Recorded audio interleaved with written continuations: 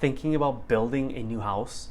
Well, in this video, I'm going to give you 6 tips you need to know before you start building that new house.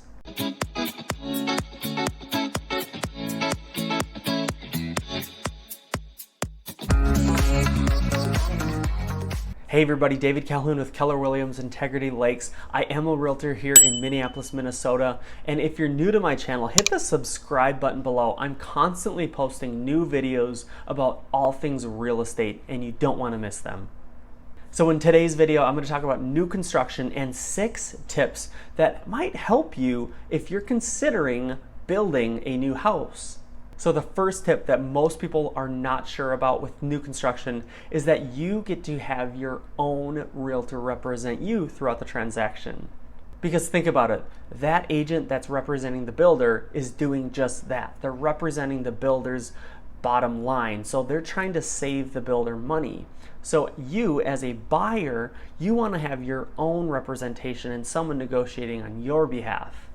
Do not sign in at the model open house. Doing that gives up your right to have representation throughout the building process. The second tip I'd give you is that the price advertised on their signs most likely are not the prices you actually pay. We've all seen it. We're driving down the highway and there's a brand new community off in the distance and it says prices from the low 400s.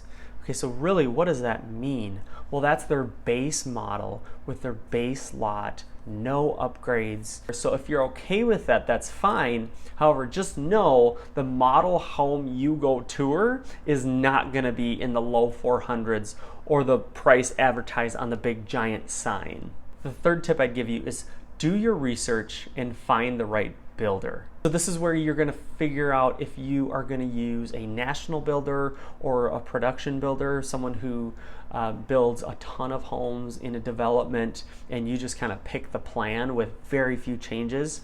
Are you going to do a semi-custom home builder where they have certain models but then you get to change some of those plans? Or are you going to go the completely custom route where there's an architect and they essentially design the house start to finish and you can make changes along the way? So it's really, really important to figure out what's important to you and then choose the builder based on what you're looking for in your next house. And even if you choose a national builder or a production builder, again, a company that does a ton of homes in maybe a short amount of time, there's variations of quality even between those builders. So just make sure you interview builders and that you've walked through their model homes, and so you can start to see what types of finishes they're using, the design they're using, maybe the community they're in. Make sure you're doing your research beforehand.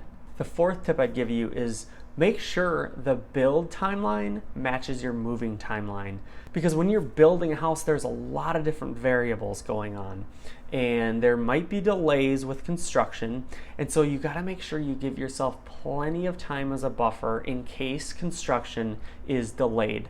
There's sometimes inclement weather, sometimes material is back ordered.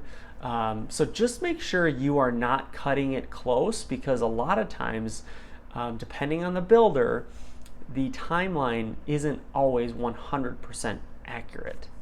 The fifth tip is to prepare for a property tax increase. So the first year you move into your house, your property taxes are going to be really low because you're only paying taxes on that land.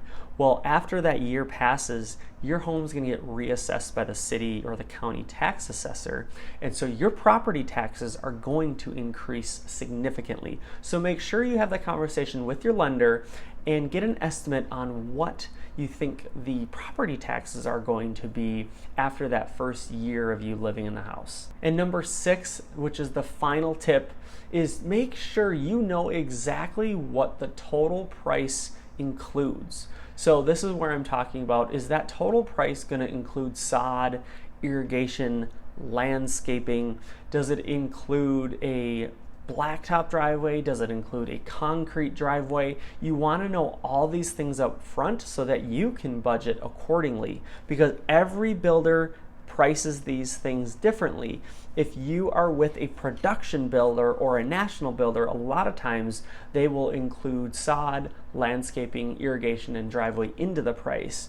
Well, if you go more semi-custom or truly custom, that's going to be completely different and not counted as a total cost in the house.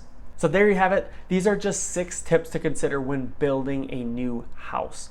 Make sure you hire a qualified agent to represent you throughout the transaction so that you are guided along throughout the process. And if you're considering a move to Minnesota, I've created a free relocation guide for you to help you determine if Minnesota is going to be the right place for you. So click the link in the description box below and I will send that your way.